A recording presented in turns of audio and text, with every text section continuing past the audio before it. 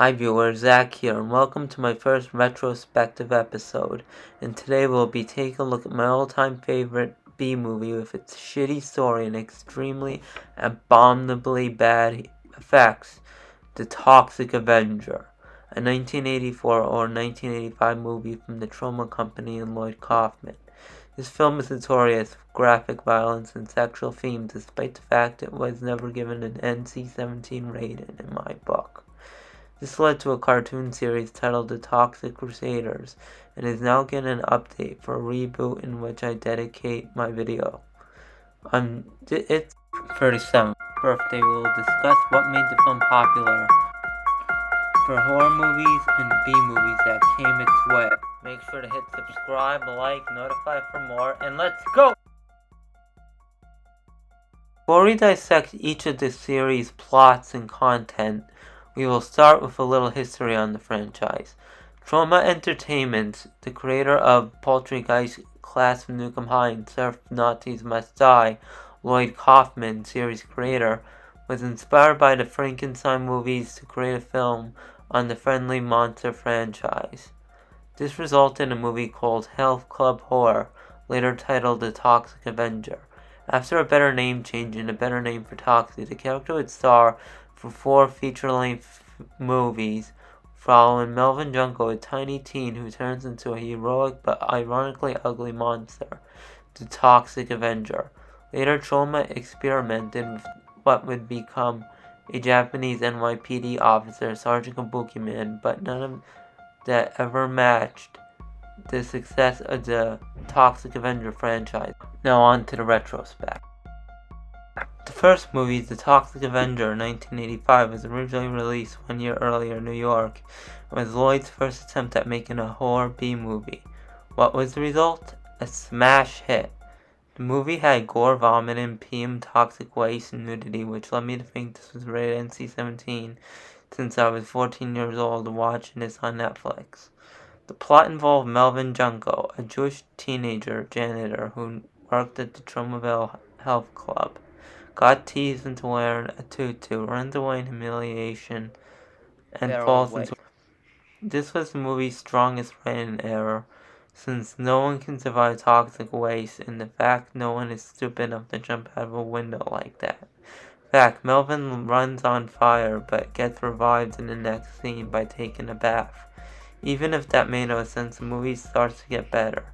Melvin mutates as the most awesome and ferocious mutant ever created by mankind.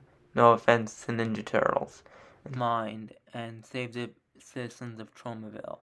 Of a drug heist, thus Toxie must defend the town from his criminal mind. This was Lloyd's first shot making a horror comedy during that time. The movie was very over the top, with scenes such as Toxie destroying a guy's ball sack. Before the transformation of our hero, there was a sex scene that made me wonder if this was a porno movie rather than a superhero movie. After the strange landing into the barrel of waste, there was so much more the movie had to show us. I also enjoyed the scene where Toxie is using cartoonish effects, like when he speed bags a man's face or teleports in front of a helpless midget. However, there are scenes when he kills innocent people, which is only used 1/3 of the movie. I feel this was a good B-movie, or the best one compared to crappy other B-movies, like Plan 9 from Outer Space or Revenge of the Body Snatchers. An old lady getting assaulted and a kid getting run over by a car. The effects are ranchy, but they were to inspire young filmmakers at the time how these cool effects were made and were meant to be laughed at by the audience.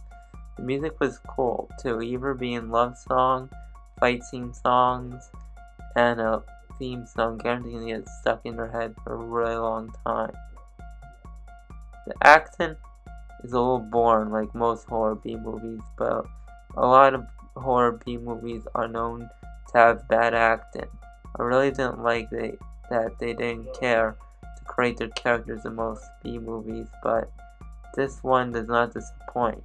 The gory filled mess of scary effects used to make Troma's movie effects are painstakingly picked to put effort they use to gross out viewers. Body snappers. going against the forces of evil and fights for good. Very nice in my book, and can inspire independent filmmakers like me to make better content.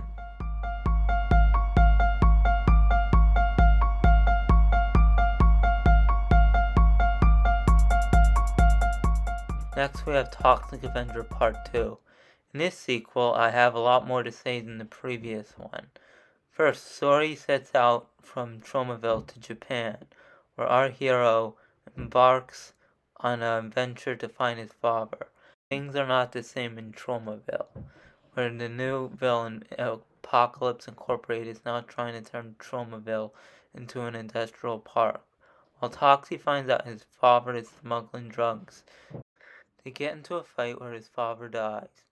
Toxie heads back to Tromaville, where he will face the head leader of the villainous corporation. I love how the story introduces new villains and new locations. The humor is spot on, a little fucked up too. For example, his psychiatrist is fucked in the head and does sexual stuff to Toxie. There's also new actors for both Toxie and Claire, who is named Sarah in the original. This movie had lower quality effects, and at some scenes made less sense, but were okay because it was more involved and there was a lot more humor.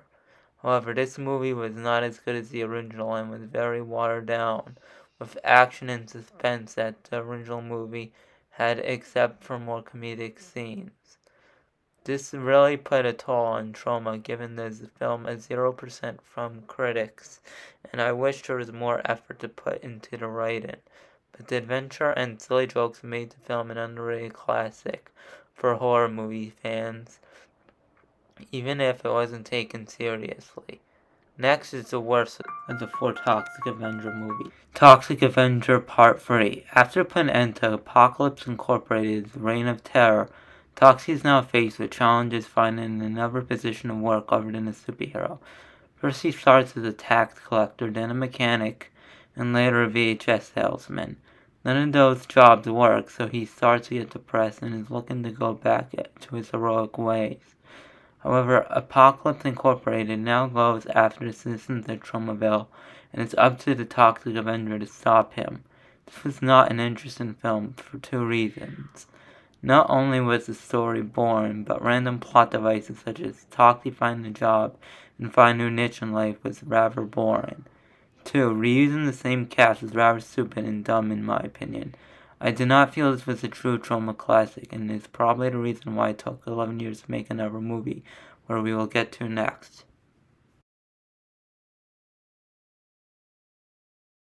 Lastly, we have Citizen Toxic Avenger 4. Released in 2000. This was my favorite to the Toxic Avenger franchise, and it also had an updated look for Toxie. Here, a gang called the Diaper Mafia shoots up a school full of retarded people, and Toxie comes to rescue and starts killing all of its members.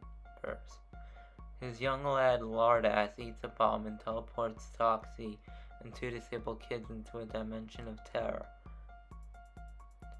At that time, Noxie, Toxie's evil doppelganger, tries to rule Tromaville. This movie brought back the gore, disgust of the original while keeping the comedy low to a medium. The sequel is more grotesque than the other scenes in the series, with a grandmother getting run over, Toxie smashing a guy's skull open, putting someone's finger into a sharpener, poking his eye out with it, and many more. Tito is a bit of a one-dimensional character as for the girl she is with, and they have no real moral for the movie. But the ending was funny and rather had an interesting take of what would happen next in a new sequel, with Toxie having 2 twins, and one that looked like a boogeyman. One of the things I found interesting is that the mayor is Ron Jeremy, who appeared in a lot of porno movies. I have no fucking idea why he is here, probably due to the movie having a $2 million budget, but for a guy who molested a bunch of women, it's satisfying to see him get stabbed by a cross. Other than that, this is my second favorite movie in the Toxic Avengers franchise.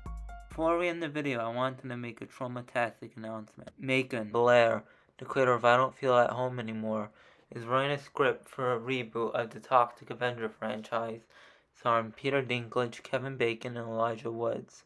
No information is seen, but I'm very curious about how Peter Dinklage is going to be the Toxic Avenger over Kevin Bacon.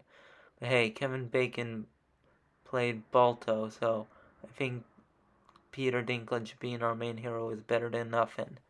Other than that, it looks interesting, but is seeing a man named Winston do serious things for three main villains really worth the time and energy to Lloyd Kaufman? I don't know for sure, but it would make a good future episode. That concludes the Toxic Avenger franchise. And nails the coffin for my opinion on the series. The movie I like the best would probably be the sequel, but it still could have been the same humor level and gore level as the original.